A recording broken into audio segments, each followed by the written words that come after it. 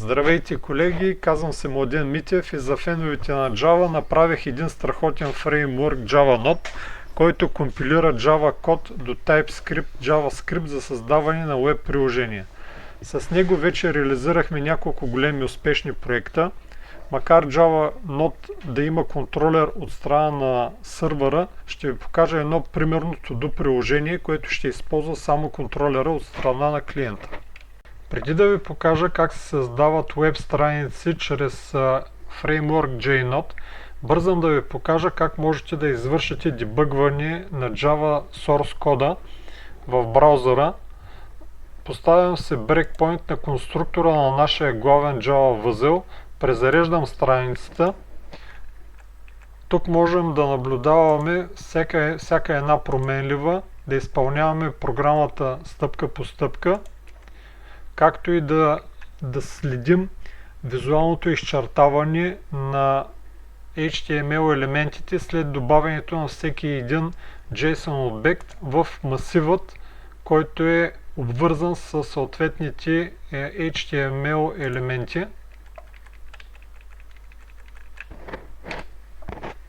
В фреймворк JNode всяка веб страница е компонент и може да бъде включена в друга веб страница. Структурата е следната: HTML файл, CSS файл, сървърен контролер, JavaScript контролер, JSON обект за трансфериране на данните и ресурсни файлове. JNode Framework автоматично генерира Java класовете от HTML файла, като в ляво се намира сървъра, а в дясно е клиентския контролер. За пример, нека да разгледаме HTML елемента TitleBox.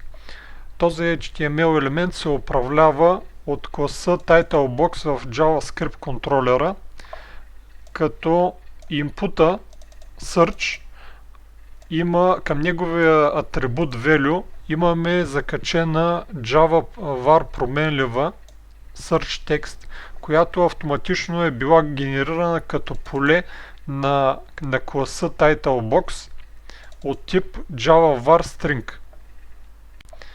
Целта на това обвързване е, когато в инпута оператора въведе определен текст, този текст да се прехвърли в променливата Search Text, която JavaScript контролера да я приеми и да може да я обработва. HTML елемента, който ще мултиплицираме въз основа на информацията в структурата с данни ArrayList, притежава няколко Java var променливи, които са прикрепени към съответните атрибути на други под HTML елементи. И когато тези Java var променливи съответстват на JSON обекта, който изчертаваме, с добавянето на нов елемент в ArrayList, те ще бъдат изведени на съответното място в HTML кода. Свързването на масива с данните ArrayList и визуалните HTML елементи става в конструктора на ToDo-List, така че от тук нататък, щом добавим или изтрием нов елемент в масива, визуалните елементи ще се рендират въз основа на него. Дебъгването на нашето Java приложение става изключително лесно, като това става в браузъра, където можем да посочим даден HTML елемент, да се закачим за неговото събитие и при активиране на елемента да проследим към кой JSON обект с данни е прикачен конкретния HTML елемент, както и да проследим метода за визуализация на данните в модалния прозорец. В случая ние правим прехвърляне на данните от рекорда, изведен в списъка, в рекорда, който е прикрепен към модалния прозорец, и при асайнване на техните филдове съответно се извеждат съдържанието в HTML кода. Java var променливата priority color е асоциирана с инпута, но също така е асоциирана и с стила background color на div елемента, така че при промяна на стойността на инпута незабавно променяме и стила на елемента. При натискането на бутона от запис става прехвърлянето на информацията между рекорда на модалния прозорец и рекорда на масива. Ще се сложа брейкпойнт на бутона от запис. При неговото кликване става асайнването на информацията от рекорда на модалния прозорец, където е ред, но в рекорда на масива все още е orange. При асайнването информацията ще бъде визуализирана незабавно в HTML елемента. Ще видите как ето тук цвета ще се промени от оранжев на червен.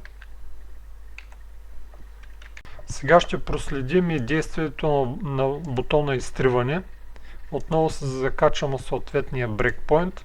При натискането на бутона Delete виждам, че JSON обекта съдържа color blue и съответния текст. При премахването на JSON обекта от array листа незабавно става неговото премахване от визуалния интерфейс.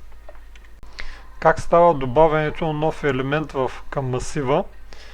Маркираме бутонът за добавяне, отиваме на неговото събитие и при кликване на бутона създаваме един нов JSON обект, който ще бъде изведен в модалния прозорец.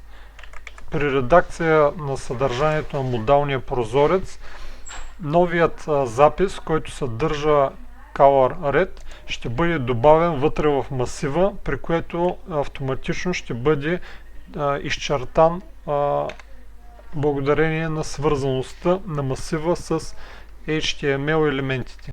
Как работи търсачката? Намираме HTML елемента, виждаме, че той е прикрепен към Java var search text, копираме, отивам в source кода, потърсвам променливата, намирам onChange listener.ai, слагам breakpoint, при изписване на текста го получавам в променливата search text, преобразувам променливата в uppercase. В нашия масив от 4 елемента ще бъде проверен всеки един и който не отговаря на условията ще бъде премахнат. С премахването от масива от array листа той незабавно ще бъде премахнат и от визуалния интерфейс. Това беше едно кратко представяне на фреймворк JNode. Благодаря за вниманието.